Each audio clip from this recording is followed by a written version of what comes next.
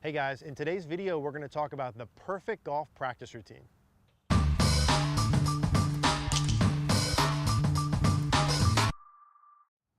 right guys, so let's talk about the perfect golf practice routine. We want to do a video today on how we would structure a practice routine. Now, this video is going to be specifically for the range, full swing practice routine. We'll do more in the other areas. This is just for the range. Now, I'm going to do this on a 100 ball set. Now, 100 balls for some of you might be a lot. Some of you that might be less than what you do. To me, 100 balls is plenty. So we're going to break this down on what you would do for 100 balls here. So you get to the range, you're going to practice what should you do, how should you spend your time. There is a specific way and sequence that I want you to do things that, in my opinion, is the best, where you hit all areas instead of just doing any kind of mechanical practice. So how do you do the 100 ball set? Well, first I'm going to break down the numbers here, and then we'll go through. I'm actually going to demonstrate and show you how this works. So out of 100 golf balls, okay, let's break this into categories. The first 20 golf balls, the first fifth of the practice, to me should be a warm-up / wedge practice. So for the first 20 golf balls, I'm going to start with a sand wedge. Okay, I'm not pulling out a 9-iron or 7-iron or driver and using those clubs first. I'm bringing out a wedge. And for those first 20 balls, I'm going to do a warm-up / my wedge practice, and we'll get into that in a minute. The next 30 balls that I'm going to hit is going to be my block mechanical practice. That is where I'm working on any swing fundamentals, any in-swing mechanics I'm trying to work on. I'm doing for those next 30 golf balls. So I have my 20 warm-up wedges, I have my 30 mechanical block practice. That's 50 of the golf balls. That's half of my 100 are now done. Okay, the next 25 I do are going to be skill practice. So with my full swing, that could be things like distance control or direction control. So with my irons, specifically for me to get better at hitting my irons, now we're beyond the contact part now, okay? I'm assuming in the block practice you did the contact part. How would I get better at hitting my irons? I would get better at controlling the distance I hit them, or I would get better at controlling the direction I hit them, and you would do some form of game for that. I'm gonna demonstrate a little bit of it. We'll go a little bit more in depth for our CogornoGolf.com membership site, but in here we'll go through a little bit of it. I would do skill stuff. That might be me working on trajectory control. I might be hitting curves at that point. I might be missing on a certain side of a target. I might be eliminating a miss. I'm working on skill pieces for those 25. So now I'm at 75 total golf balls. And then I have 25 left at the end, if my math's right, 50, 25. So I'm at 25 balls at the end, which I'm gonna do what I would call game-like practice. That is, I'm gonna practice as similar to the golf course as possible. What does that mean? Well, I'm gonna do a routine on every ball. I'm gonna stand behind it, visualize, do my breathing, walk up. I'm gonna pick a different target on each golf ball, and I'm also gonna change the club or the distance I use on each ball. So I don't know how long that took. That might be a minute or two. That is beautiful information for you guys. That is the best range practice you could do, whether you are a beginner player or you're seeking to play on the PGA Tour. That's how you should structure your time. There's some different adjustments you should make we'll talk about, but that's beautiful for everyone. One more time, I'm gonna say that quick here. I'll probably say it again at the end. 20 ball warm up and wedges. You need to practice your wedge distance control. Just do it as part of your warm up. 30 ball mechanical practice in the middle, 25 balls after that for skill practice, and then 25 balls at the end for course-like conditions. And there's a lot of things you could do. Well, hey, how do I do my skill practice? Dude, there's a lot of stuff you can do in there for distance control or direction. I can't give you all that in one video. We'll talk more about that as we go. So let's get started with that. I hope that that makes sense. First part here, wedge warm up combined.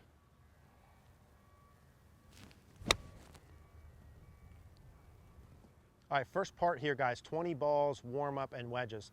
Now listen, when I get to the range, if I'm warming up, and to me, if I go to the range and watch good players, the common thing I see amongst all of them is they start with a short club and they start slow and short. So here, like literally my first couple shots are gonna travel like 30 or 40 yards. Every time I warm up and I play in practice, the club head, my swing, all that feels a little bit different. It doesn't feel the same every single day. So literally on my first 5 balls, I'm just getting a sense of how the club head feels. I'm feeling what it feels like for the club head to hit the mat. And I'm just gonna hit some little shots. So I'm warming up. It's called a warm up for a reason. I am not in here. I see a lot of you guys come to the range and like literally your first swing, you're like working mechanics on your first swing. You didn't even like swing, you didn't even warm up or loosen up, and you're already digging into some kind of mechanical thing. We're not there yet, we're just loosening up. I'm getting a feel for the club head. I'm hitting it 30, 40 yards. I'm just making contact. I'm just trying to hit the ball and make contact. Now, the reason we do this where we combine the two, wedges and warm up, is just for efficiency. Very few of you practice your wedges. And for me, when I write practice plans for players and when I write practice plans for our membership site, that wedge is gonna be part of that all the time, like a weekly thing.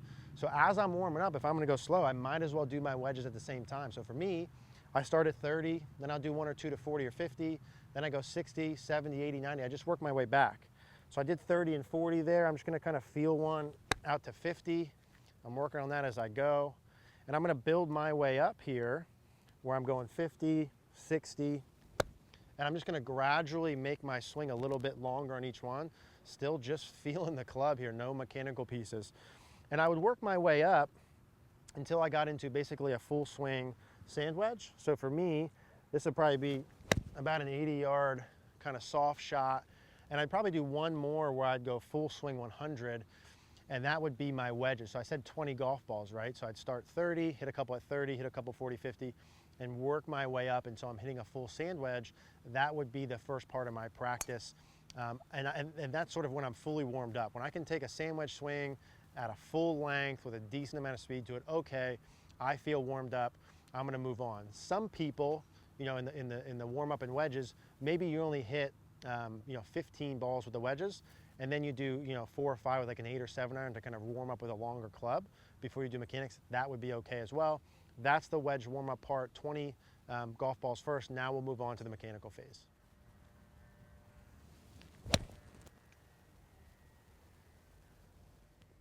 All right, part number 2, the mechanical practice. So I just did my 20 ball wedge warm up. I'm gonna hit 30 balls for my mechanical practice. Now, here's the one part of the 100 balls that I would change a little bit depending upon your skill and or how long you've been playing and your ability level. Meaning, if you're just starting playing or solid contact is a big problem for you, I would increase the amount of mechanical practice. So right now, I'm only doing 30 out of 100. So for you math geeks out there, that is 30%, okay? 30 out of 100 for my mechanical. And it should be there if you can hit it solid enough.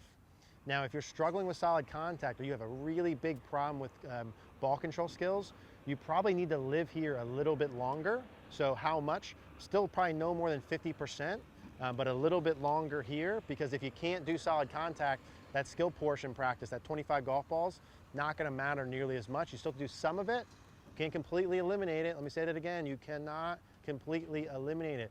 If you do only mechanical practice, you lose that return on investment of that compounding interest, that skill practice. That's how that works. Skill practice does not show up like this. It's like throwing money into an account and is accruing interest over time.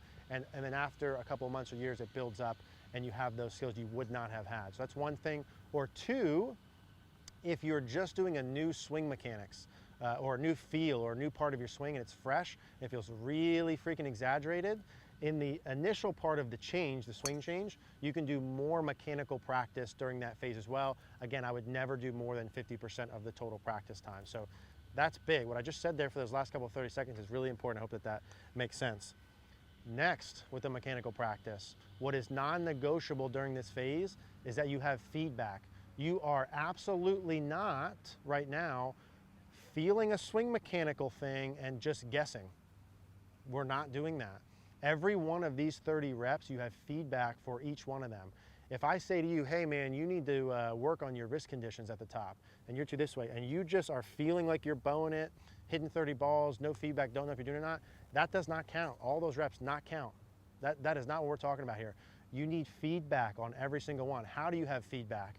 I have 2 things set up here.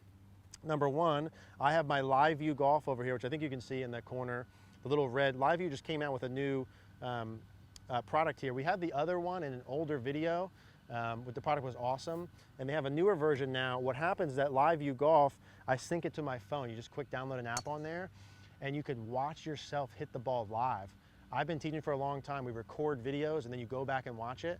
Dude, with the Live View Golf, you have it, I can literally see myself on my phone right now. So as I'm making a swing with a mechanical piece, I can see what I'm doing and adjust.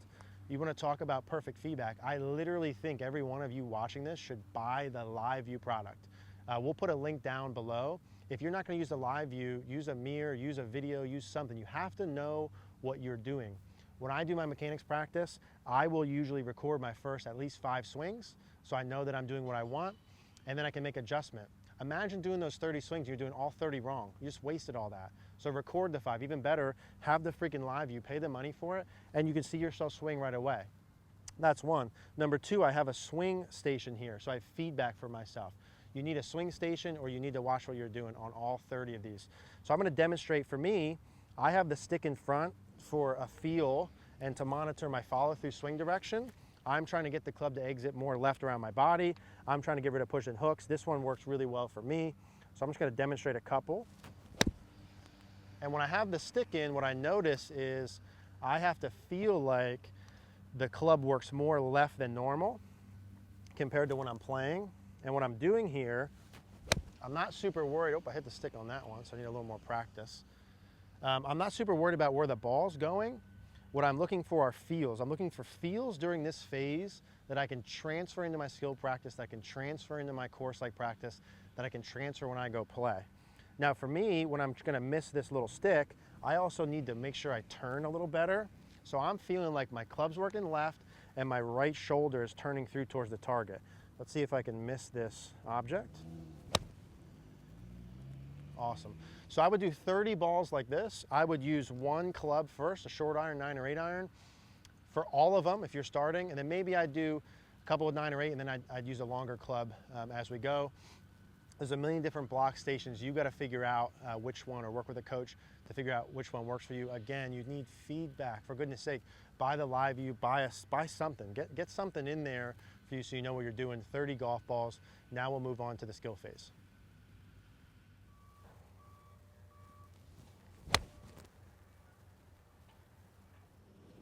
Okay, third part of the practice is the skill phase. So that would be where we're, with the irons in particular, working on distance control, we're working on direction control, we're working on trajectory, curves, whatever, something along those lines. Now, I'm not gonna demonstrate all of them here.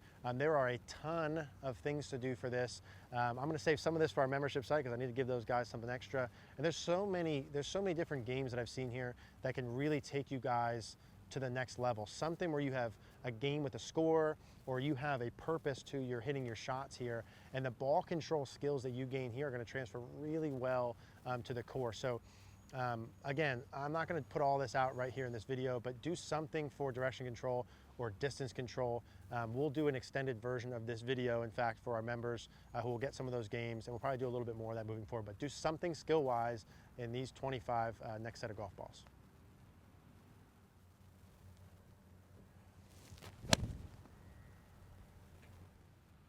All right, guys, last part of the practice, the last 25 golf balls, course-like, right? So let's make this as course-like as possible.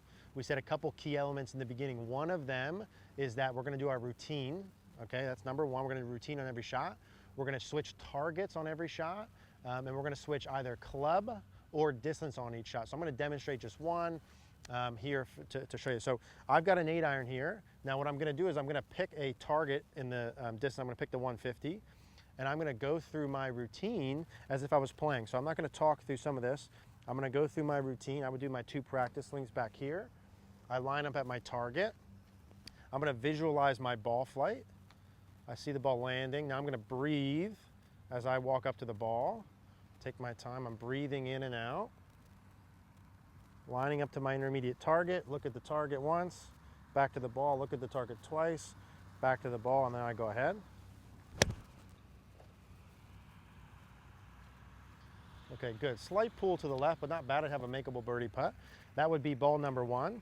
Now on ball number 2, right, I would switch clubs here, and/or I'll switch a distance. So I might say, all right, now I'm going to the tree over to the right, and I'm gonna say for my 8 iron, I'm gonna hit this 145 yards. So that's a little bit of a kind of knockdown controlled shot.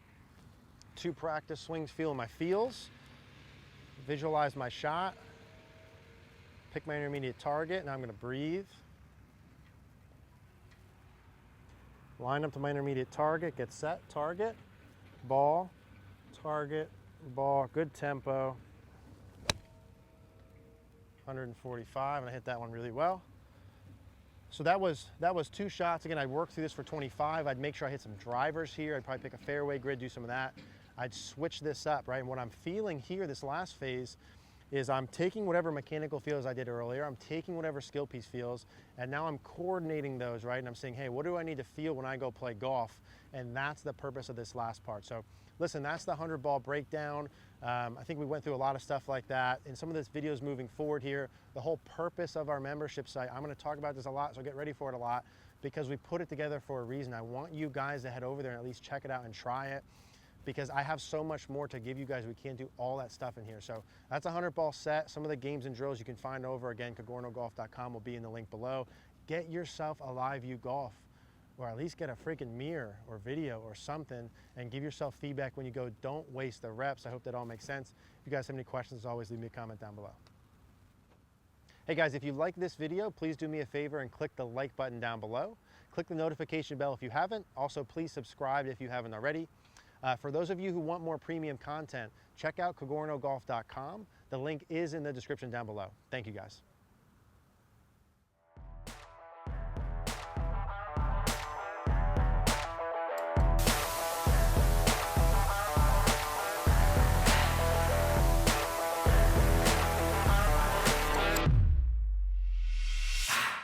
Hi, I'm Eric Cogorno. We're excited to share Cogorno Golf with you guys. Here's some of what you'll get. First, an on-demand video library of over 100 instructional videos that cover everything. I'm talking setup, backswing, downswing, impact, short game, putting, and much more. Premium members will also have access to exclusive over-the-shoulder lessons where you'll watch me working on the lesson tee one-on-one with a student live. I'll be helping students not only through mechanical elements, but also through feels and drills they'll need to improve. We're providing a wide array of content, tools, and interaction points to help you get better. Plans will be starting at $19 per month.